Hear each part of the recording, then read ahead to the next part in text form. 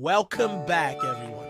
I am your host, and today we are going to look at some weird but real cultural etiquettes around the world.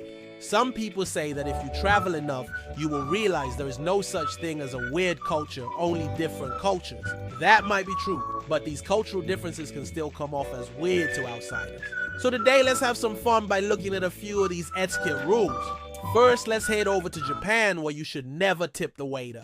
Yes, tipping is considered rude in Japan because good service is expected. It's not something that you reward for. So imagine this scenario. You are eating at a restaurant in Japan and your waiter brings you your food. You want to be nice, so you reach for your wallet and hand them a few extra bucks. Next thing you know, they're chasing you down thinking you forgot your money. Yep, that's how tipping can go down in Japan. Next up, let's head to Thailand, where you should never touch anyone's head. This is because the head is considered the most sacred part of the body. You wouldn't walk up to someone in Thailand and give their bald spot a pat, would you? Well, actually, that's exactly what happened to me when I was visiting Bangkok. I was walking down the street and I turned my head to talk to someone, and boom! Right into the shoulder of a Thai man who had a shaved head. And without even meaning to, I grazed his head with my fingers. Needless to say, he looked at me like I just insulted his mother. Luckily, a friend of mine who was traveling with me quickly intervened and explained the situation. And then that guy gave us this look. Next up, let's stop by Italy, where you should never ask for pineapple on pizza. Yeah, seriously. In some parts of Italy, asking for pineapple on pizza could get you thrown out of the pizzeria. And I'm not exaggerating. I've heard stories of tourists doing this and getting into huge arguments with Italian locals. Now, I don't know where this all started, but it's definitely a thing. One minute you're enjoying your Italian cuisine, and the next you are staring at an angry Italian chef while you're holding a Hawaiian pizza. Now let's take a trip to Russia, where you should never smile at a stranger. Now, this doesn't mean you should never smile, but you gotta be careful with who you flash those pearly whites to, because it can come across as fake or even suspicious. Once upon a time, I saw a tourist video going around where this American tourist was walking into a Russian subway station, and he was smiling at everyone and waving, and the people around him were giving him this, oh boy, here comes the secret agent look. Now, I'm not saying that Americans shouldn't smile, but in Russia, this can make people think you're a bit odd. Next, let's visit China, where you can slurp your noodles.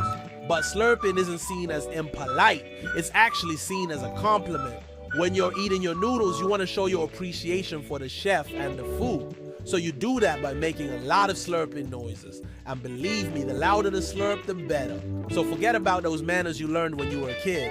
In China, slurping your noodles is encouraged. If you try that back home, you might end up getting banned from the restaurant. Next, let's take a quick stop in Venezuela, where you should always be fashionably late. I know what you are thinking. Being late is rude.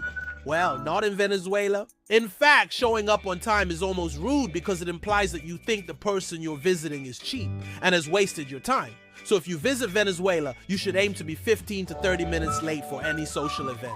Trust me, this will show respect and that you care. And last but not least, let's travel to Kenya, where you should never greet someone in a hurry.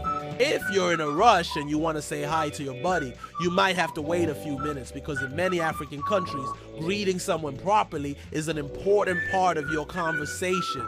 It's not just a quick "what's up" and you move on. No, sir. You got to ask about their family, their friends, their pets, and about 27 other things before you get to the "how are you?" And if you're in a rush, they will think you are rude. So if you're in Kenya and you're already late for work, but you still have to ask your colleague how their crops are doing and how their uncle's new wife is doing. Remember, rushing through these conversations is considered rude. Take your time and show respect. So there you have it, a look at some weird but real cultural etiquettes around the world. Now I bet you didn't know there were so many different ways to do things around the world. And while these might seem strange to us, they are perfectly normal in the places where they come from. So remember, when you travel, keep an open mind and be respectful of the customs of the places you visit. You never know what you might learn. But now it's time to hear from you. What are some of the weirdest cultural norms that you have seen when traveling abroad? Or maybe you have experienced some weird looks from people because of something you did. Share your stories in the comments below.